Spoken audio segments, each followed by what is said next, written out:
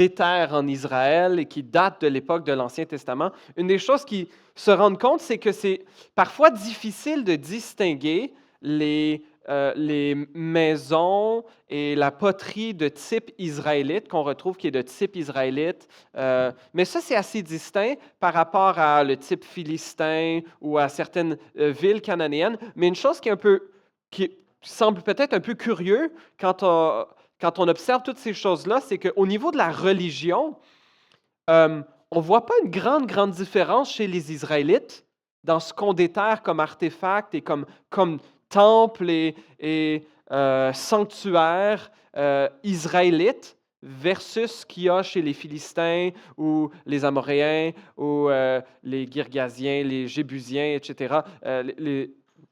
Et plusieurs spécialistes en viennent à la conclusion que, de toute évidence, le texte biblique n'est pas vrai, n'est pas fiable, parce que malgré les indications que les Juifs avaient de n'adorer que Yahweh, l'Éternel, on voit en vrai que ce n'était pas vrai. Et donc, probablement que l'idée d'un Dieu unique est venue beaucoup plus tard et que l'idée même qu'ils étaient venus d'Égypte, c'était un genre de mythe qui s'est développé à travers le temps. Et c'est sûr que c'est une explication possible, mais il y a une autre explication possible, qui est ce qu'on voit dans la Bible elle-même, c'est que les Israélites n'étaient pas très fidèles à l'Éternel, que les Israélites adoraient toutes sortes d'autres dieux, alors même qu'ils étaient censés adorer Yahweh. Et qu'on trouve des genres de sculptures où, là, il y a Baal, là, il y a Astarté, et là, il y a un trou au niveau d'une colonne, je n'ai pas l'image, mais un genre de colonne où il y a un dieu par niveau, et il y a un endroit où il n'y a rien. Et ça, c'est justement israélite, ça représente Yahweh, parce qu'on ne ferait pas d'idole de l'Éternel, on ne ferait pas d'idole de l'Éternel, de sculpture. Alors, on fait comme des animaux qui l'entourent, mais l'Éternel, il n'est pas sculpté, mais il est au milieu de toutes sortes d'autres dieux. Mais comme on va voir ce matin dans notre texte, ce n'est pas surprenant qu'on déterre ce genre de choses-là, parce que c'est précisément ce que l'Ancien Testament nous donne comme portrait d'Israël durant ces années-là. Et que les temps de fidélité à l'Éternel ont été malheureusement beaucoup plus minces que les temps d'abandon aux idoles. Et j'ai intitulé le texte de ce matin « La repentance qui mène à la victoire ». La repentance qui mène à la victoire. On va regarder ensemble, j'ai découpé le texte en quelques petites sections. Le texte est un peu moins long cette semaine que ce qu'on a fait dans d'autres semaines ou ce qui va avoir lieu, peut-être un peu plus après Noël, mais on regarde juste le chapitre 7. 1 Samuel, chapitre 7 aujourd'hui. Je vais commencer avec le verset 1 dont on a parlé la semaine passée, puis ensuite on va regarder la repentance tout d'abord. J'ai divisé le texte en 4 sections. La première, ça va être la plus longue, la repentance du peuple d'Israël. Je lis la parole de Dieu dans 1 Samuel chapitre 7, les versets 1 à 6. Les habitants de Kirjat-Jéarim ou Kiriath-Jéarim vinrent et firent monter l'arche de l'Éternel chez eux. Ils la conduisirent dans la maison d'Abinadab sur la colline et ils consacrèrent son fils Éléazar pour la garder. On avait vu ça brièvement la semaine passée. Verset 2. Il s'était passé bien du temps depuis le jour où l'arche avait été déposée à Kiriath-Jéarim. 20 années avaient passé. Alors, toute la communauté d'Israël poussa des gémissements vers l'Éternel. Samuel, le prophète Samuel, dit à toute la communauté d'Israël, « Si c'est de tout votre cœur que vous revenez à l'Éternel, enlevez du milieu de vous les dieux étrangers et les Astartés, dirigez votre cœur vers l'Éternel et servez-le, lui seul. Il vous délivrera alors de l'oppression des Philistins. » Les Israélites enlevèrent du milieu d'eux les Baals et les Astartés, et ils servirent l'Éternel seul. Samuel dit, « Rassemblez tout Israël à Mitzpah, le nom d'une ville, et je prierai l'Éternel pour vous. » Et ils se rassemblèrent à Mitzpah. Ils puisèrent de l'eau et la versèrent devant l'Éternel, et ils jeûnèrent ce jour-là en disant, « Nous avons péché contre l'Éternel. » Samuel jugea les Israélites à Mitzpah. La repentance qui mène à la victoire. La repentance ici, dans les versets 2 à 6. Le verset 2 nous dit que toute la communauté d'Israël poussa des gémissements vers l'Éternel. Donc, pourquoi est-ce qu'ils poussaient des gémissements vers l'Éternel? Est-ce qu'on avait vu la semaine passée comment l'arche de l'Éternel avait fait peser lourdement sa main contre les Philistins dans le temple de Dagon, dans les villes de Écron, Gath? Non, d'abord à Asdod, ensuite à Gath, ensuite à Écron, que les Philistins à Écron, il a dit non, non, non, non, non, non, il n'y en aura pas ici de l'arche de l'Éternel. On la renvoie chez les Israélites. Et quand l'arche est arrivée, même en territoire israélite, à Beth-Shemesh, parce qu'ils n'avaient pas recouvert l'arche de l'Alliance, ils avaient été frappés eux aussi.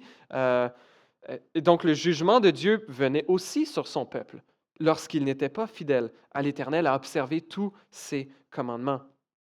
Et là, l'arche de l'Éternel a été un peu stationnée à Kiriath-Yearim, cette ville dans le territoire d'Éphraïm, à la limite d'Éphraïm et Benjamin, je crois. Et là, 20 années ont passé. Là, ça fait 3 chapitres qu'on n'a pas vu Samuel du tout. Peut-être que vous vous souvenez, dans les chapitres 1, 2, 3, on voit Samuel qui arrive, qui grandit. Même dans le chapitre 2, on avait ce contraste entre les fils d'Élie qui étaient des vauriens, qui méprisaient l'Éternel. Et on a comme ce petit refrain de Samuel grandissait et il grandissait devant l'Éternel. Il était agréable aussi bien à l'Éternel qu'aux hommes, etc. Et là, on a un petit aperçu du ministère de Samuel.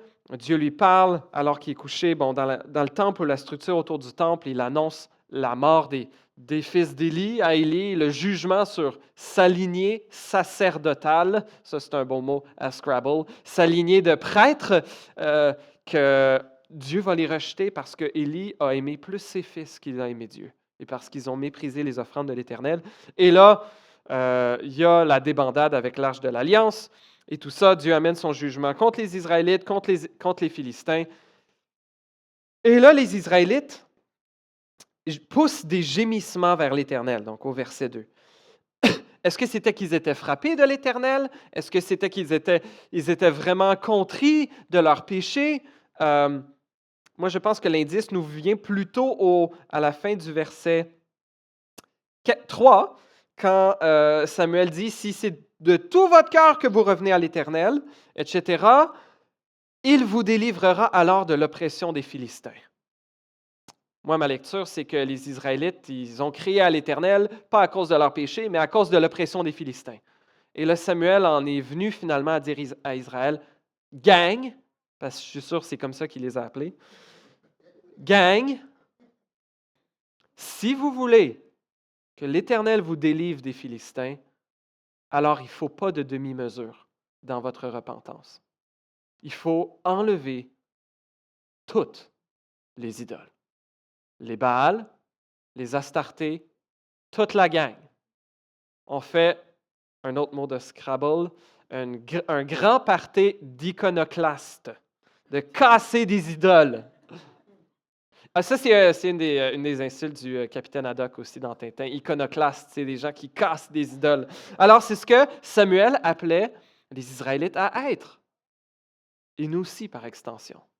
Des destructeurs de nos idoles. Et si vous le servez lui seul, il vous délivrera alors de l'oppression des Philistins. Mais là, c'était peut-être un prix un peu lourd à payer, là, quand même. On sait que l'Éternel était fort, mais les autres dieux, il y avait quand même certains avantages à servir d'autres dieux. Puis à l'époque, les autres dieux n'étaient pas difficiles, eux. Tu pouvais adorer Baal et tu pouvais adorer aussi El, et tu pouvais adorer aussi Astarté, et tu pouvais adorer aussi les autres dieux, là. Eux, ils n'étaient pas difficiles. L'Éternel, il fait bien du chichi, là, à adorer lui seul. Non, les autres dieux, quand même, ils sont plus tolérants, ils sont plus accueillants. Ils n'ont pas de puissance, effectivement. Mais il y avait de quoi de particulièrement attirant dans le culte de Baal et Astarté. C'était le couple divin qui garantissait la fertilité. La fertilité dans ta famille, la fertilité de tes animaux, la fertilité de tes champs. Et même, c'était particulièrement intéressant, les amis, notre époque aimerait beaucoup ça aussi. Le culte de Baal et Astarté se faisait avec la prostitution sacrée. Alors, tu avais ton devoir religieux de te rendre au temple, de payer une offrande au Dieu et d'avoir une relation sexuelle avec les prostituées du temple. Et ça encourageait les dieux à faire la même chose, puis à nous garantir la prospérité. Hey, tu accomplis ton devoir religieux et en plus, tu as une orgie, les deux pour le même prix.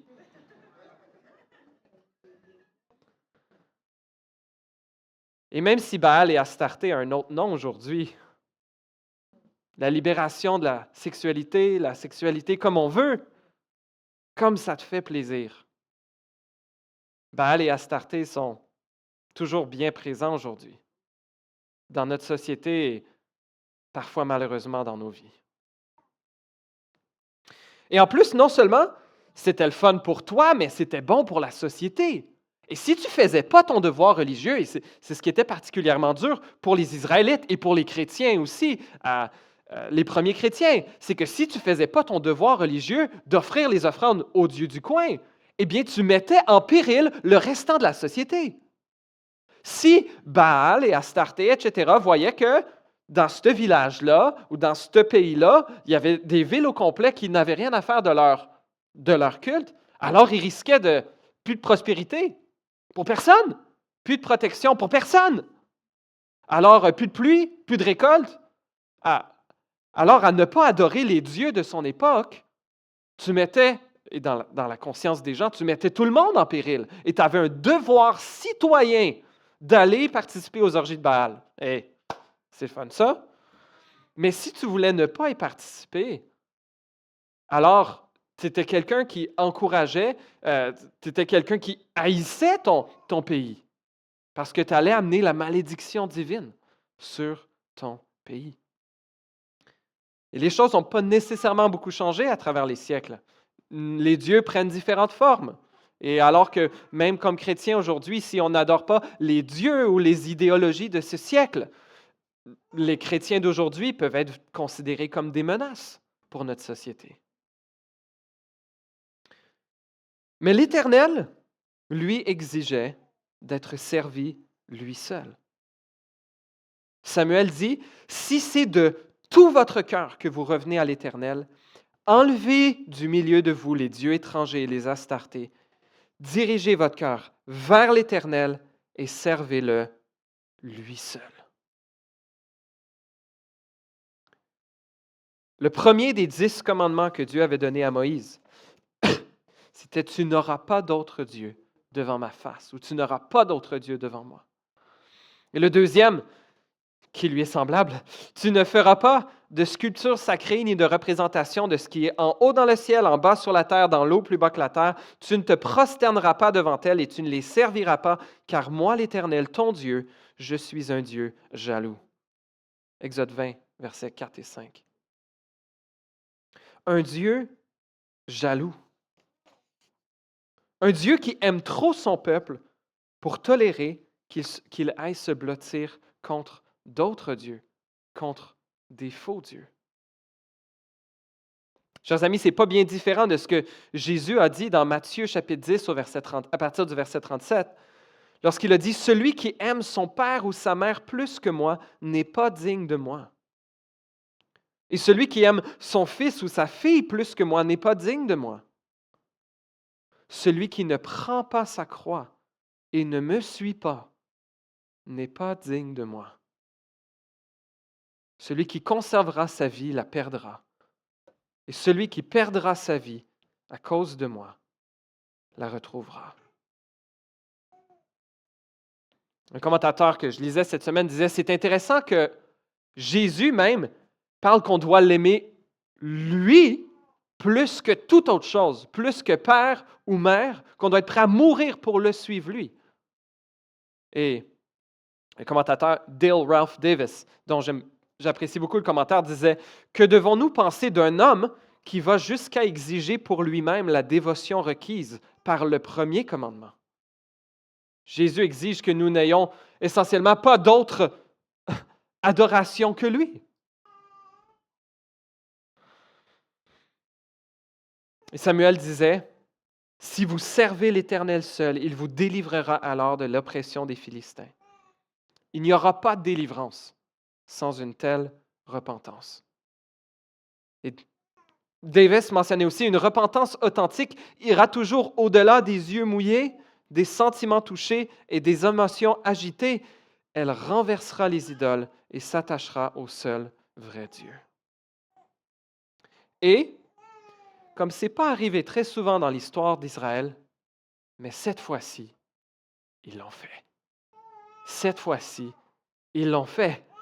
Au verset 4, les Israélites enlevèrent du milieu d'eux les Baals et les Astartés, et ils servirent l'Éternel seul.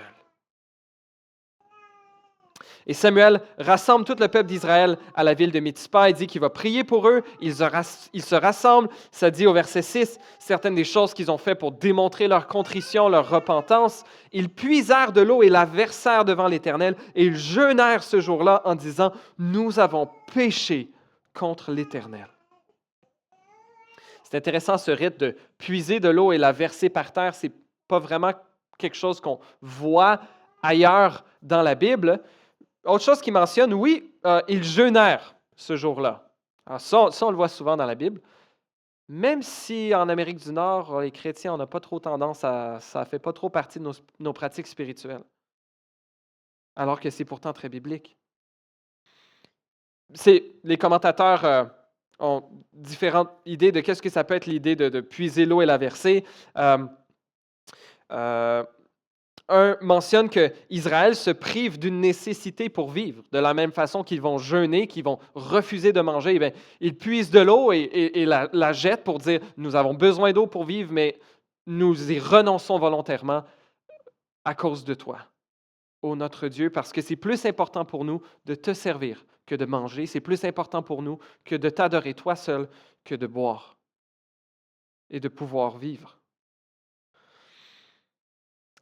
Une commentatrice, Joyce Baldwin, mentionne qu'il s'agit peut-être d'un symbole de lavement de la culpabilité communautaire, non sans rappeler un peu le principe du baptême par immersion, où on est plongé dans l'eau, où nos fautes sont lavées. Ça me rappelle aussi un épisode qu'on va voir dans beaucoup plus longtemps dans Samuel, où David, il exprime, « J'aimerais tellement boire du puits de Bethléem. » Et David il est en fuite pendant ce temps-là. Bethléem, sa ville natale, probablement qu'il n'y a rien qui goûtait comme l'eau de la maison. Il n'y a rien qui goûtait comme l'eau de Bethléem. Et il y a quelques-uns de ces soldats qui font mission commando, qui s'infiltrent à Bethléem. Et je pense je ne me rappelle plus si ils descendent des soldats, mais ils puisent de l'eau dans le puits de Bethléem, puis ils sortent en fuite là, dans une ville ennemie, là, Bethléem, qui voulait la peau de David à cette époque-là pour chasser par Saül, etc., ou Absalom. Mais il ramène l'eau à David. Il dit, « David, tu te souviens hier, tu as dit que tu voulais boire de l'eau du puits de Bethléem? En voici. » Et là, David a dit, « Oh non, je ne mérite pas cette dévotion. Je ne mérite pas cette dévotion que mes hommes aient été prêts à mourir pour moi. Ça, je le redonne à l'Éternel. » Et ça dit qu'il a versé l'eau à terre comme offrande à l'Éternel. Parce qu'il dit, cet amour-là que mes soldats ont pour moi, je ne veux pas le garder pour moi, je veux le redonner à l'Éternel. Parce que c'est ultimement lui qui mérite ce genre de dévotion-là. Donc encore une eau que David, qui voulait tellement boire, mais qui dit non, j'y renonce. Parce que l'Éternel seul mérite une telle adoration.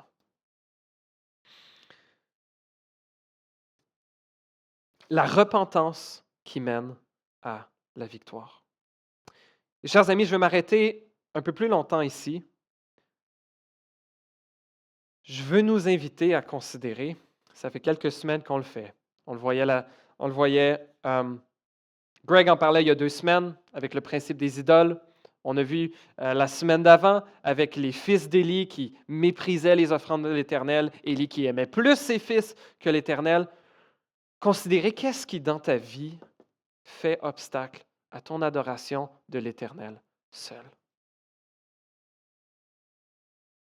Qu'est-ce qui est la section dans le placard qui est cachée, qui, Seigneur, prend tout sauf ça? On en a déjà parlé dans les dernières semaines. Mes chers amis, je pense que c'est le bon moment pour faire comme les Israélites, puis sortir les idoles, puis les brûler.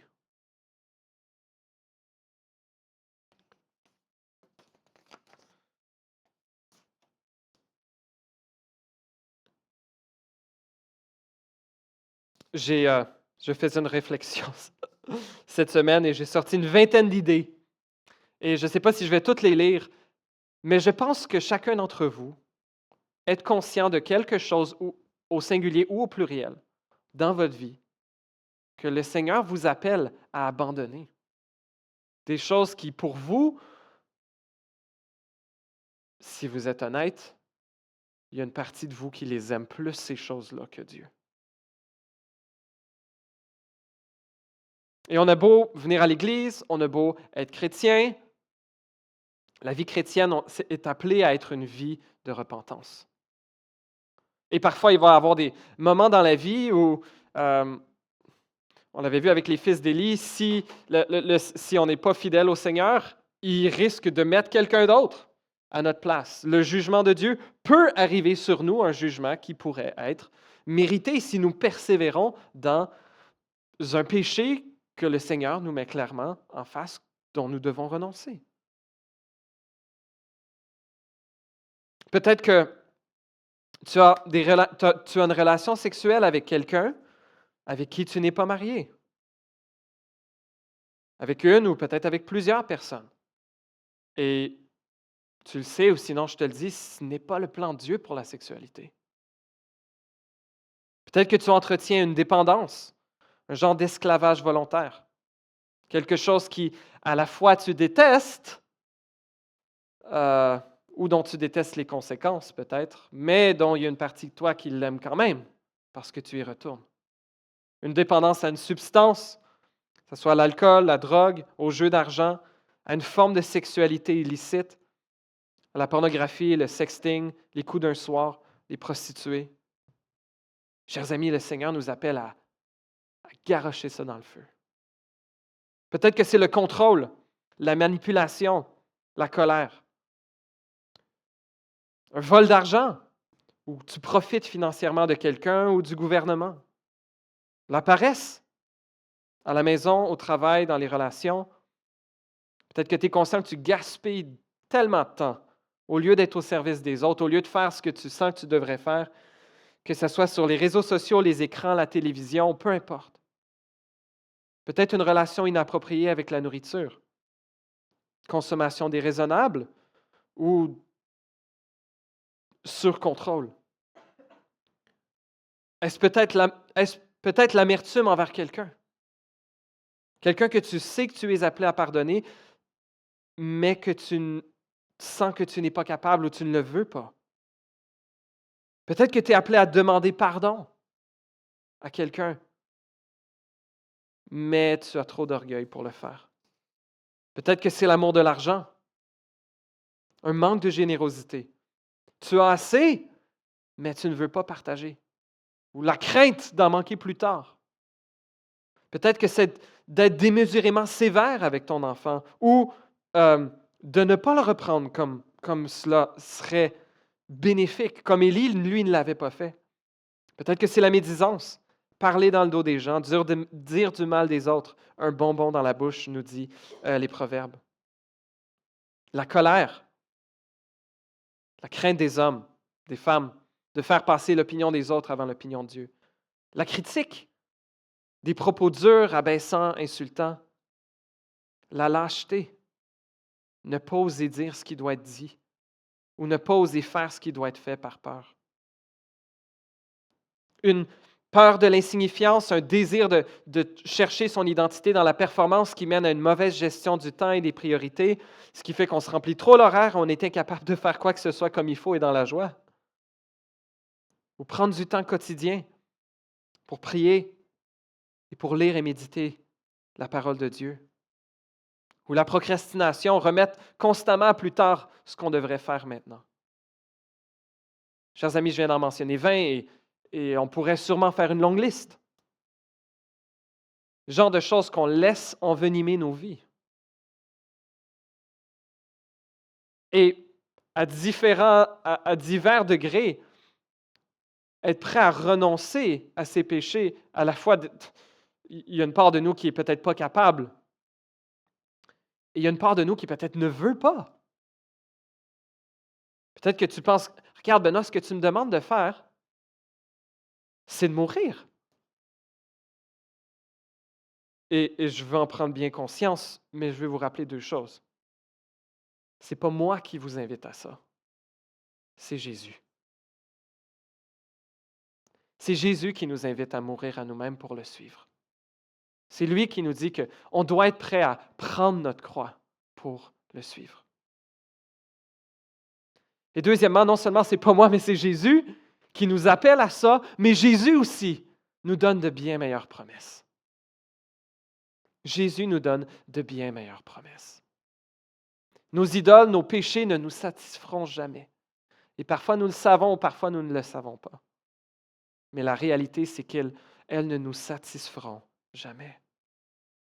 Jésus a dit, dans Marc 10, versets 29 et 30, une promesse que je pense qui est importante pour notre époque et peut-être toute époque, où Jésus dit, je vous le dis, il disait à ses disciples et par extension à tous ceux qui vont le suivre, je vous le dis en vérité, personne n'aura quitté à cause de moi et à cause de la bonne nouvelle sa maison ou ses frères, ses sœurs, sa mère, son père, ses enfants ou ses terres, sans recevoir au centuple, dans le temps présent, des maisons, des frères, des sœurs, des mères, des enfants et des terres, avec des persécutions, et dans le monde à venir, la vie éternelle.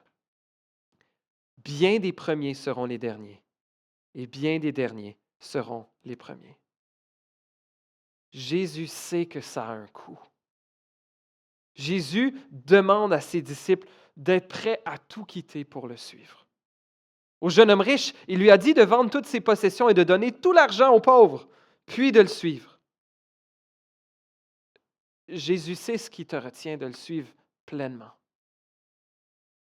Peut-être que tu n'as pas confiance que Jésus est vraiment bon, que Jésus va être vraiment meilleur que ces autres choses. Chers amis, Jésus est ton Créateur. Il sait mieux que toi ce qui va vraiment te combler.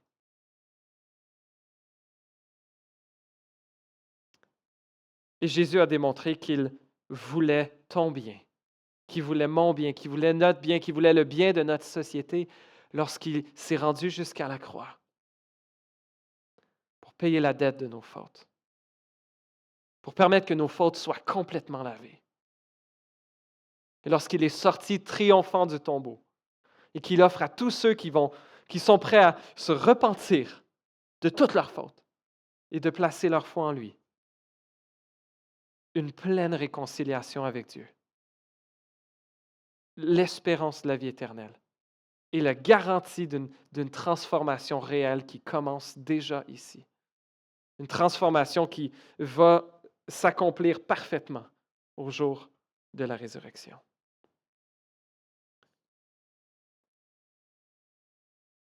Chers amis, notre repentance, elle se doit d'être franche.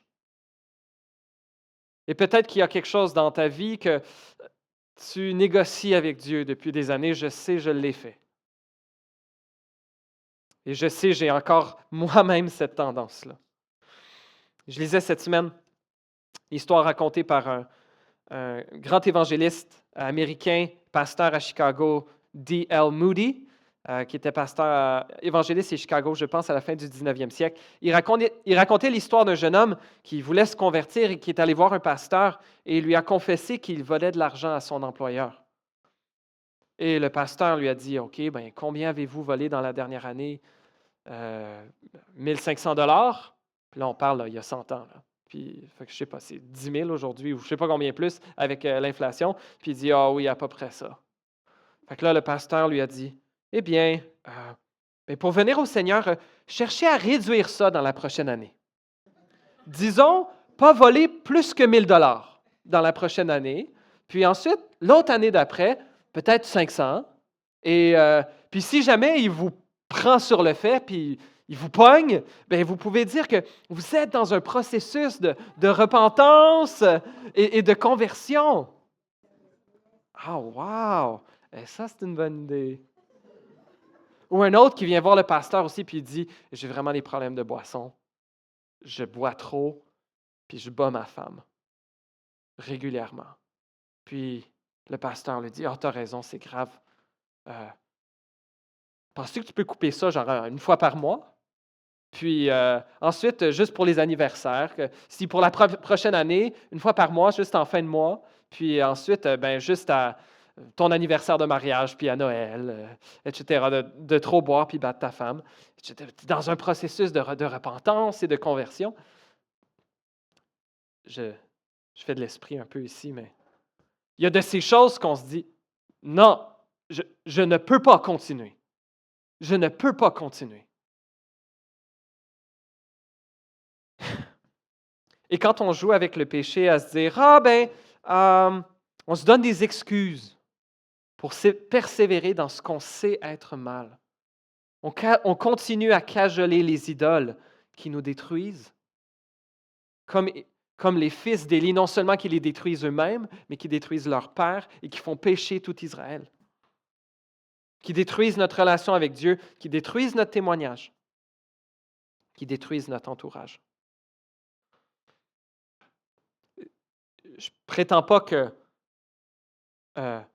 dans toutes nos luttes, avec tout le péché, dans toute notre vie, si on est assez repentant, alors bang, on péchera plus jamais. Je pense qu'il. Mais quelle est notre attitude par rapport au péché? Est-ce qu'on entretient le ben, c'est pas trop grave. Ça. Merci Seigneur, il y a la grâce de Dieu. Et elle est là, la puissance pour la transformation. Jésus dit, venez à moi. Pas nettoyez-vous avant, mettez votre vie en ordre, prenez votre douche, là, coupez vos cheveux, trimez votre barbe, puis habillez-vous propre. Non, il y a des bons deals là-bas. Là. Va te chercher des meilleurs vêtements, puis tu reviendras quand tu seras un petit peu plus présentable. Jésus nous prend tel que nous sommes. Il nous prend tel que nous sommes, tel que tu es aujourd'hui. Mais Jésus ne va pas te laisser comme ça. Si tu viens à lui vraiment tel que tu es et que tu lui demandes de prendre ta vie, sois prêt à mourir et sois prêt à vivre. C'est ce que Jésus nous appelle à faire. Il dit qu'on doit naître de nouveau, que l'ancien nous doit mourir pour que le nouveau nous puisse naître. Et si le nouveau moi est méprisé, eh bien, c'est correct. Jésus en vaut la peine. Jésus en vaut la peine, les amis. La repentance qui mène à la victoire. Verset 7. Les Philistins apprirent que les Israélites s'étaient rassemblés à Mitzpa et les princes des Philistins montèrent pour attaquer Israël. Donc, il y a eu un grand rassemblement d'Israël à Mitzpa. Les Philistins, pas trop loin, l'ont vu. Mitzpa, c'est le nom de la ville, ça veut dire tour d'observation, poste de guet, quelque chose comme ça. Donc, c'était peut-être en hauteur où il y avait peut-être des espions philistins qui passaient une fois de temps en temps. Wow! Il y a comme des milliers, des dizaines de milliers d'Israélites à Mitzpa. Ils préparent une attaque offensive. Let's go! On se prépare pour les attaquer. À cette nouvelle, les Israélites eurent peur des Philistins. Ils dirent à Samuel, « N'arrête pas de crier pour nous à l'Éternel notre Dieu, afin qu'il nous sauve de la domination des Philistins. » Samuel prit un tout jeune agneau et l'offrit tout entier en holocauste à l'Éternel. Il cria à l'Éternel pour Israël, et l'Éternel l'exauça. Pendant que Samuel offrait l'holocauste, les Philistins s'approchèrent pour attaquer Israël. L'Éternel fit gronder ce jour-là son tonnerre sur les Philistins et les mit en déroute. Ils furent battus devant Israël. Les hommes d'Israël sortirent de Mitzpa, poursuivirent les Philistins et les battirent jusqu'au-dessous de Beth-Kar. On va arrêter ici. La repentance qui mène à la victoire. L'attitude des Israélites ici est très différente de l'attitude qu'on avait vue au chapitre 4, lorsqu'ils s'étaient en bataille contre les Philistins, puis là, on a une première défaite. Oh, on va aller chercher le meuble sacré, on va aller chercher l'Arche de l'Alliance, puis yeah, on va danser, et Dieu va nous donner la victoire. Il n'y aura pas le choix. Non, ici, les Israélites tremblent et n'ont aucune autre source que de crier à l'Éternel. Et les Israélites étaient au bon endroit, désespérés, mais dépendants du Dieu Tout-Puissant. Et l'Éternel fit gronder ce jour-là son tonnerre sur les Philistins et il les mit en déroute. Chers amis, je ne sais pas si vous vous en souvenez, il y a quelques semaines, on avait vu le cantique de Anne, on l'avait vu rapidement. Anne, la mère de Samuel, qui a offert un cantique de reconnaissance à l'Éternel. Et à la fin de son cantique, à la fin du verset 9, elle disait ceci. Au verset 9 et 10, 1 Samuel 2, verset 9 et 10, Anne, ce chant annonce un peu certains des thèmes qu'on va voir dans le livre de 1 Samuel. Et elle avait dit ceci à propos de l'Éternel. Il gardera les pas de ses bien-aimés, tandis que les méchants seront réduits au silence dans l'Éternel. En effet, l'homme ne triomphera pas par la force. Les ennemis de l'Éternel trembleront. Du haut du ciel, il fera gronder son tonnerre contre eux. L'Éternel jugera les extrémités de la terre. Et c'est exactement ce que l'Éternel fait ici. Il sauve les Israélites alors qu'ils sont au bout du rouleau, alors que tout ce qu'ils ont, c'est de garrocher leurs idoles puis de dire « Éternel, sauve-nous ». Il le fait. Et l'Éternel leur accorde cette victoire. Et les Israélites, donc, poursuivent les Philistins qui sont mis en déroute et il y a une grande victoire pour Israël.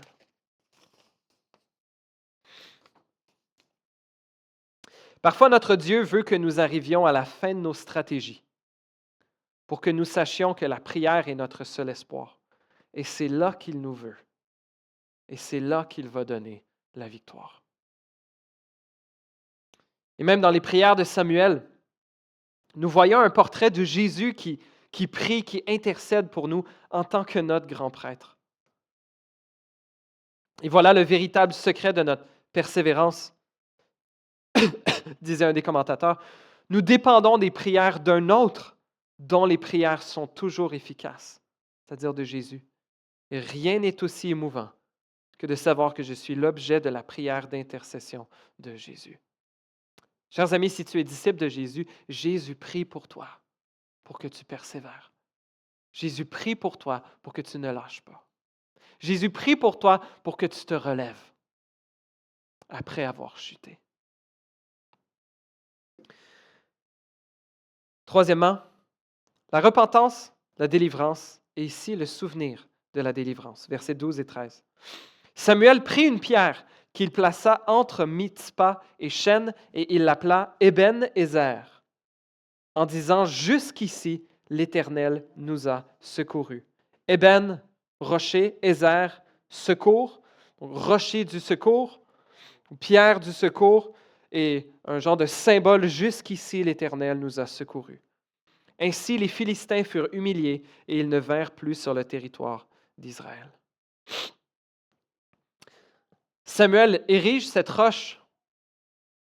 Et c'est fort possible qu'il n'est pas juste en train de parler de la délivrance de ce jour-là, de cette grande victoire de Mitzpa, mais comment l'Éternel était à l'œuvre en train de purifier son peuple, en train de se débarrasser du mauvais leadership des fils d'Élie, en train d'amener les Israélites à se rendre compte qu'ils ne pouvaient pas manipuler Dieu, à voir qu'il était bel et bien beaucoup plus puissant que les faux dieux des Philistins. Que c'est lorsqu'ils étaient prêts à se débarrasser de toutes leurs idoles, que l'Éternel leur donnait la victoire. Jusqu'ici, l'Éternel nous a secourus. Jusqu'ici, dans le lieu physique, à cet endroit-là, à Eben-Ézer, mais aussi jusqu'à maintenant, l'Éternel nous a secourus. Est-ce qu'il y a un Ebenezer à construire dans ta vie peut-être? Et si ce n'est pas aujourd'hui, c'est peut-être à venir. Peut-être que la repentance que tu sens que le Seigneur t'appelle à faire aujourd'hui va mener à un Ebenezer. Une repentance qui va mener à une victoire et ensuite à un Ebenezer. Est-ce que ça vaut la peine de marquer avec quelque chose de physique, avec quelque chose de temporel, de se souvenir de la délivrance de l'Éternel?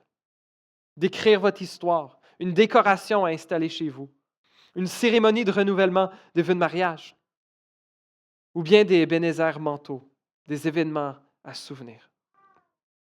Comme chrétiens, Jésus nous a donné un Ebenezer à pratiquer. Il nous a donné le repas du Seigneur, à se souvenir, à manger et goûter comment le Seigneur est bon. Comment Jésus il est venu s'offrir pour que nous puissions être réconciliés avec Dieu. On va la prendre la table du Seigneur la semaine prochaine. C'est un rappel physique et olfactif et gustatif, communautaire de la délivrance opérée par Dieu, qui nous a secourés de nos péchés et qu'il continuera à le faire si nous dépendons de lui seul. Quatrièmement, persévérer dans les bonnes petites décisions. Persévérer dans les bonnes petites décisions.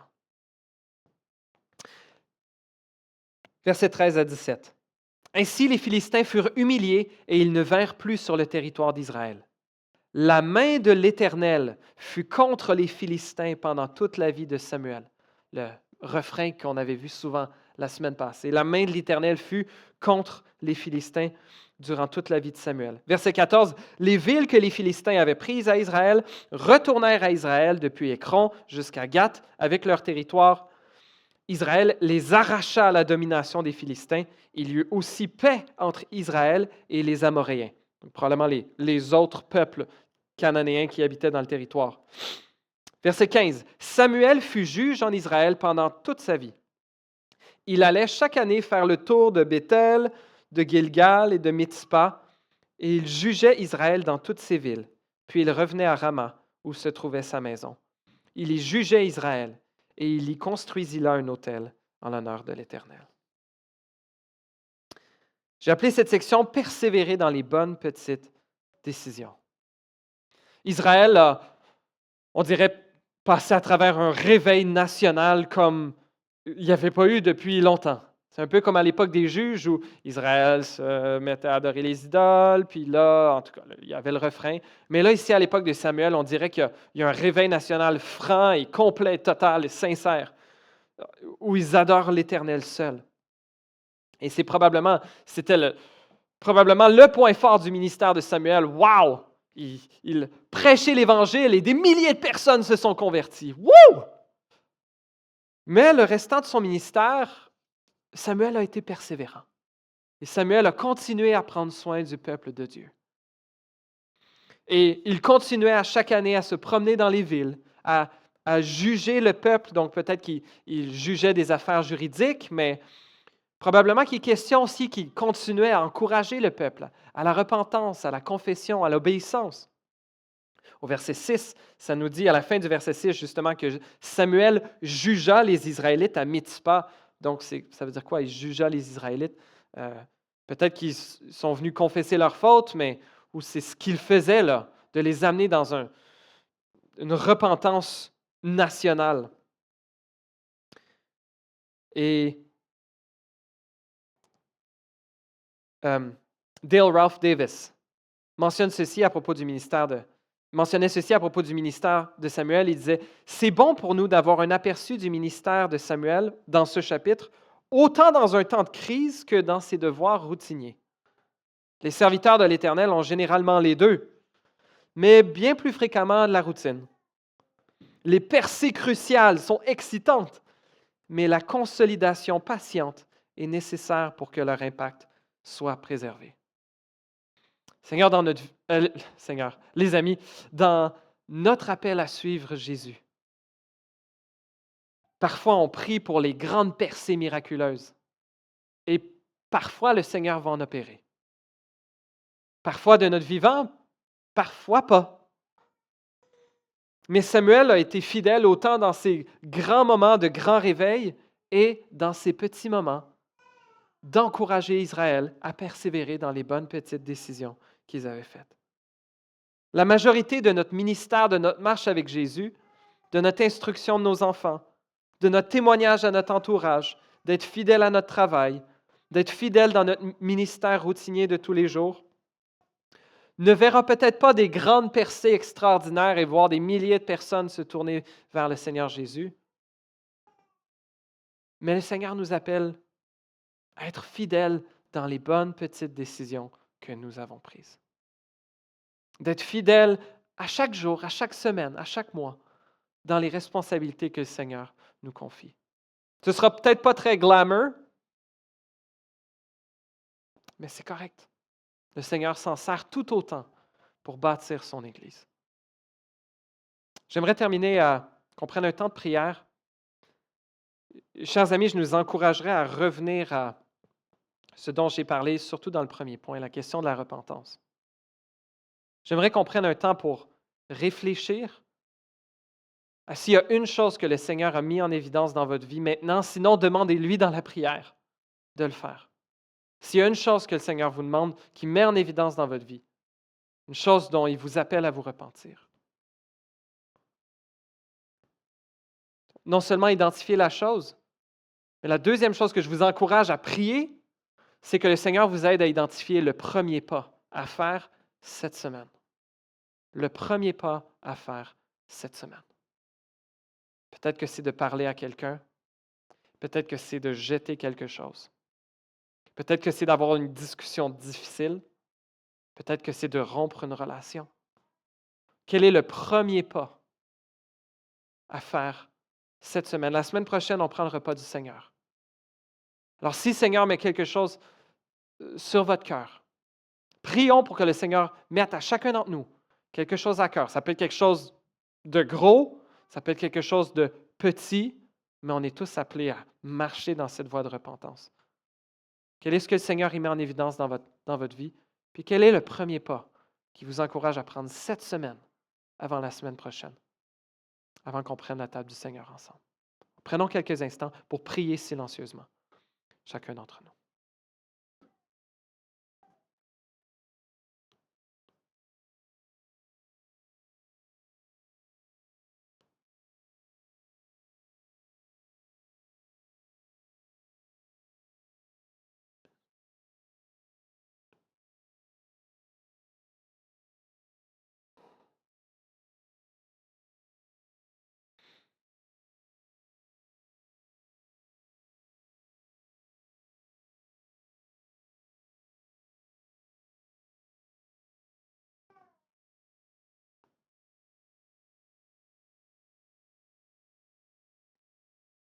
Seigneur notre Dieu,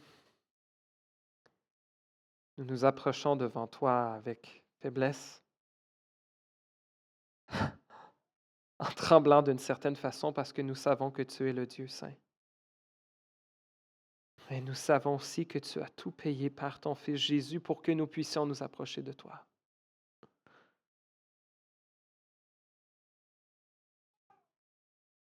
Seigneur, je te prie pour chacun d'entre nous, que tu mettes en évidence quelque chose. Si ce n'est pas fait ce matin, d'ici ce soir, Seigneur. Que tu mettes le doigt à un bobo qui fait mal. Que tu pèses dessus, Seigneur. Que tu nous aides à être prêts à déterminer quel est le premier pas. Quel est le premier pas à faire pour marcher dans la repentance, pour marcher dans l'obéissance, par reconnaissance, Seigneur, par reconnaissance du grand amour que tu as déjà déversé sur nous par Jésus.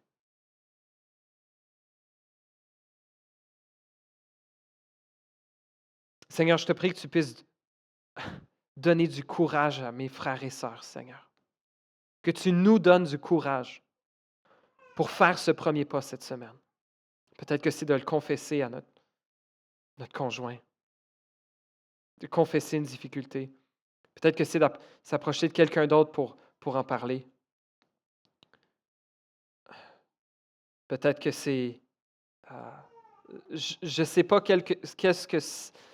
Peu importe ce que c'est, Seigneur, je te prie que tu nous donnes du courage. Que tu nous rappelles le grand prix que Jésus a payé pour notre rédemption. Conscient que ce n'est pas en étant plus obéissant qu'on va se racheter nous-mêmes, Seigneur. Mais ne voulant pas mépriser le prix du sang versé de Jésus. Seigneur, purifie-nous. Et s'il y a des choses comme Église, Seigneur, on avait cette réflexion individuelle, mais s'il y a des choses comme Église, Seigneur, sur lesquelles tu veux mettre le doigt, donne-nous l'humilité de le voir, oh Dieu. À nous tous. Donne-nous la foi pour dire oui, Seigneur. Et pour être prêt à te suivre puis à saisir tes promesses, qui sont combien plus grandes et glorieuses. Et Seigneur, merci pour cette incroyable promesse qu'on le voit ici, que la repentance mène à la victoire sur le péché, la victoire sur ses ennemis qu'Israël avait. Et Seigneur, nous voudrons, aide-nous à te célébrer, pouvoir mettre peut-être des marques dans nos vies de reconnaissance, d'adoration, comme tu nous as délivrés, ô Dieu, des Ebenezer dans nos vies. Et aide-nous à être persévérés dans les petits pas, dans les bonnes petites décisions à tous les jours, à toutes les semaines, pour marcher de manière digne de l'Évangile de Christ. Dans son précieux nom, nous te prions.